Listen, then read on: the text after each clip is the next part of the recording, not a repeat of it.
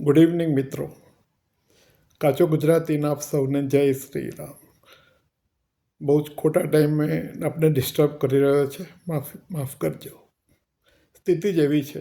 અમેરિકાએ એટેક કરી દીધો છે વેનેઝુએલા પર. ધમકી આપી રહ્યા હતા. વેનેઝુએલાના જે પ્રમુખ છે મદુરાઓ, એને કોઈ વાત સાંભળવા તૈયાર નહોતા. અમેરિકાએ કાંઈક કારણ એવું આપ્યું કે મદુરાઓ એક સરમુખત્યાર છે. 2015થી વારંવાર ગેરરીતિઓ કરીને પ્રમુખ બન્યા છે. અમેરિકાને પ્રજાને બહુ ત્રાસ આપ્યો છે. તેનું અર્થતંત્ર તૂટી ગયું છે. એ પોતે એમનું જે બેકગ્રાઉન્ડ છે એ ટ્રેડ યુનિયન લીડર હતા. એમના ફાધર બી ટ્રેડ યુનિયન લીડર હતા અને કોમ્યુનિસ્ટ રહ્યા છે અને દેશ બરબાદ થવાની અણી પર છે. એટલે બચાવવા માટે અમે એટેક કર્યો છે એવું કારણ આપે છે. શું સાચું કારણ છે? એમનું કારણ શું હોઈ શકે? અમેરિકાની આર્થિક સ્થિતિ બહુ જ ખરાબ છે. $37 ટ્રિલિયન દેવું છે, એટલે કે 37,000 બિલિયન ડોલર્સ, એટલે કે 37,000 અબજ ડોલર. ગુણ્યા 90 કરો એટલે રૂપિયામાં આપણને સમજ પડે. આમ તો સમજની બહારનું દેવું છે આપણું. અમેરિકા ઇકોનોમિક રિફોર્મ્સ લાવીને કોઈ રીતે આ દેવું ચૂકવી શકે એવું નથી. કોઈ રસ્તો જ નથી. ડોલરને ડાઉન કરીને શું એક્સપોર્ટ કરશે કે દેવું ચૂકવશે? પ્રોડક્શનનું કોઈ ઇન્ફ્રાસ્ટ્રક્ચર નથી, કોઈ ફેસિલિટી નથી. કારણ કે ડોલરને એમને આર્ટિફિશિયલી હાઈ રાખીને આખી દુનિયામાંથી મફતના ભાવે ઇમ્પોર્ટ કર્યું છે બધું. જસ્ટ બેકગ્રાઉન્ડ જોઈ દે કે 1973માં જ્યારે ઓઇલ ડિસ્કવરી થઈ ત્યારે બધા જ ગલ્ફ કન્ટ્રીઝને એમણે તાબા પર રાખીને દાદાગીરી કરીને મફતનું ઓઇલ તો પડાવ્યું જ, પણ એમને એન્ફોર્સ કર્યા કે તમે ડોલરમાં જ ટ્રાન્ઝેક્શન કરો. જે પણ કન્ટ્રીને ઓઇલ જોઈતું હોય એ ડોલરમાં જ ખરીદે અને તમે ડોલર અમારી પાસેથી ખરીદો અને એનો એક્સચેન્જ રેટ અમે નક્કી કરીશું. બધા જ વિશ્વના દેશોને એમણે દાદાગીરી કરીને કહી દીધું કે તમારું ઇમ્પોર્ટ એક્સપોર્ટ બધું ડોલરમાં જ થશે અને ડોલર સાથેનો તમારો એક્સચેન્જ રેટ અમે નક્કી કરીશું. એમણે ડોલર અને ગોલ્ડ વચ્ચેનો જે રિલેશનશીપ હોય, દરેક કન્ટ્રીની કરન્સીને ડોલરના બેકઅપ સાથે રિલેશન હોય, કારણ કે જેટલું સોનું એટલી જ કરન્સી છપાય. ઇકોનોમિક્સનો બેઝિક નિયમ છે, નિયમ તોડી નાખ્યો. 1973થી હજી સુધી એમણે દાદાગીરી કરીને ડોલરને આર્ટિફિશિયલી હાઈ રાખ્યો અને વિશ્વનું બધું ઇમ્પોર્ટ કર્યું. અમેરિકાની પ્રજાને અંધારામાં રાખી. આપણા ઇન્ડિયન્સને, ચાઇનીઝને બધા અમેરિકામાં કેમ જતા હતા? કે અમેરિકા તો સ્વર્ગ છે વિશ્વનું. અને શેનું સ્વર્ગ?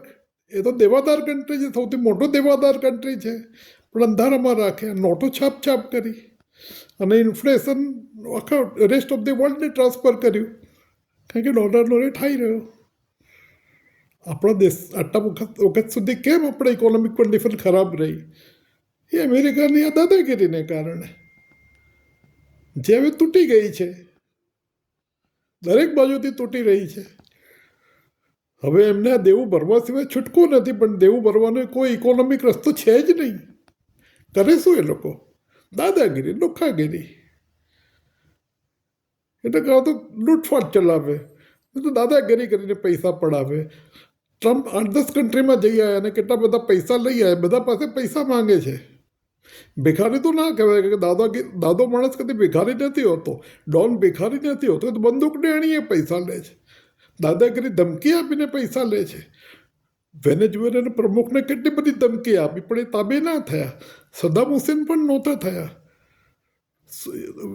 બુશે શું કહેલું યાદ છે ને તમને?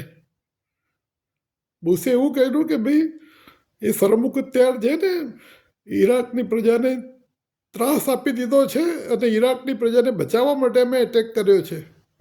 કશું એવું નીકળ્યું નહીં છેલ્લે. ઓઇલ લઈ ગયા બધા એ લોકોને. પછી સરકાર બી એ જ બનાવી એ લોકોએ, જે મફતનો ઓઇલ એમને આપ્યા કરે. ઈરાક એકલો કન્ટ્રી નથી. સિરિયા છે, લિબિયા છે, સોમાલિયા છે, કેટલા એવા કન્ટ્રીઝ છે. આપણે અહીંયા નજીકમાં જ જુઓ ને, વિયેટનામ ને કોરિયા. લુખ્ખું કન્ટ્રી, દાદુ કન્ટ્રી, અને આપણે લોકોને સ્વર્ગ માનીને આપણા બાળકોને ત્યાં મોકલીએ છીએ. બહુ ભયંકર કન્ડિશન થવાની છે અમેરિકાની અંદર, કારણ કે હવે એક્સપોઝ થઈ ગયું છે. એક્સપોર્ટ કરી શકે એવું કંઈ છે નહીં, કારણ કે ડોલરનો રેટ હાઈ છે. ડોલર ડાઉન કરે તો પ્રોડક્શનનું ઇન્ફ્રાસ્ટ્રક્ચર ક્યાં છે એમની પાસે? દાદાગીરી કરવા સિવાય એમની પાસે છૂટકો નથી. એ જ કરી રહ્યા છે. ટ્રમ્પનું પ્લાનિંગ છે કે આખા કેનેડાને ને આખા લેટિન અમેરિકાને પચાવી પાડવું અને બૃહદ અમેરિકા બનાવવું. આ બાજુ ઇઝરાયલનું પ્લાનિંગ છે કે બૃહદ ઇઝરાયલ બનાવવું. કેનેડા તો એમના બાપની જાગીર માને છે એ લોકો. એમાં કેનેડાની ભૂલ વધારે છે. મોટાભાગનું લેટિન અમેરિકન કન્ટ્રી, આવા વેનેઝુએલા સિવાય એકાદને બાદ કરતા, એમના તાબાના જ કન્ટ્રી છે. દાદાગીરી કરે છે એટલે ગમે તેને પડાઈ પાછ. એમનું શું પ્લાનિંગ છે ખબર છે?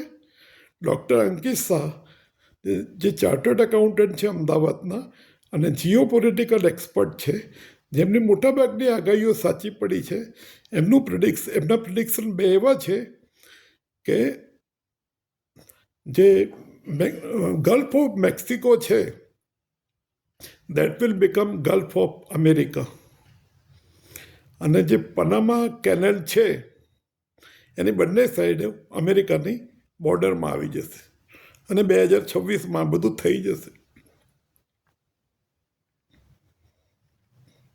આપણા ઘરમાં કોઈ 20 જણનું ટોળું આવીને દાદાગીરી કરીને લૂંટફાટ કહીએ તો આપણે કે દાદાગીરી કે લૂંટફાટ કરી. અમેરિકાને આપણે શું કહીશું? ડોન કહીશું? વોટ ડો ડોન કહીશું? કારણ કે એની પાસે બંદૂકો છે, લેટેસ્ટ વેપન્સ છે, લેટેસ્ટ ટેકનોલોજીસ છે, આર્ટિફિશિયલી જેક્ટ કરન્સી છે. અત્યંત દુઃખદ સમાચાર છે એનું. વિશ્વ કઈ તરફ જઈ રહ્યું છે અકલ્પનીય છે. ગોલ્ડ અને સિલ્વરના પ્રાઇસ તો એક એનું રિફ્લેક્શન છે એનું. અમેરિકામાં અને એના જે આઇસોટેપ ગણાતા કન્ટ્રીઝ છે, કેનેડાથી માંડીને યુરોપિયન કન્ટ્રી, ત્યાં રહેતા ભારતીયોની દશા કે બીજા બધા દેશોના નાગરિકોની દશા પણ ખરાબ થવાની છે. રેસિઝમ વધવાનું છે, લૂંટફાટ થવાની છે, સ્ટ્રીટ પર બ્લડ થશે એનું. વી આર એક્સ્ટ્રીમલી લકી કે આપણી પાસે એનો એકદમ સ્વાર્થ વગરની અને એફિશિયન્ટ બાહોશ પોલિટિકલ લીડરશિપ છે. બાંગ્લાદેશ દ્વારા આપણને પણ તોડવાનો પ્રયત્ન કરવામાં આવ્યો. બ્રેકિંગ ઇન્ડિયા ફોર્સીસને સ્પોન્સર કરવાનું તો છેલ્લા 50-60 વર્ષથી ચાલે જ છે. આપણા સાયન્ટિસ્ટોને મારવાનું ચાલે છે, કન્વર્ઝનનું રેકેટ્સ ચાલે છે, છતાંય આપણે બચી ગયા છીએ આપણી લીડરશિપને કારણે. તમે જુઓ, કોઈ પણ બ્રાઝિલ કે કોઈ પણ લેટિન અમેરિકન કન્ટ્રીમાં જુઓ, ઇવન અમેરિકામાં, ત્યાં બે જ પ્રકારની કોમ્યુનિટી છે, બ્લેક એન્ડ વ્હાઇટ, કારણ કે બધી કોલોનીઝ જ હતી. આપણે બી કોલોની હતા, પણ આપણે બચી ગયા. આપણે બ્લેક એન્ડ વ્હાઇટ નથી. આપણા ટ્રેડિશન્સ જળવાઈ રહ્યા છે, આપણો ફેમિલી કસ્ટમ્સ જળવાઈ રહ્યા છે, આપણી ભાષાઓ જળવાઈ રહી છે, આપણા વેદો ઉપનિષદો જળવાઈ રહ્યા છે, પુરાણો જળવાઈ રહ્યા છે. We are extremely lucky. આપણે આપણા બાપ દાદાનો જેટલો આભાર માનીએ એટલો ઓછો છે. આપણે બચી ગયા છીએ અને અત્યારે આપણને જબરદસ્ત લીડરશીપ મળી છે. અધરવાઇઝ વિશ્વની દશા એટલી બધી ખરાબ થવાની છે જે આપણે શબ્દોથી કે આપણે આંખથી કે આપણા વિઝનથી જોઈ શકીએ એમ નથી. બીજું શું કહું? આભાર. Thank you so much.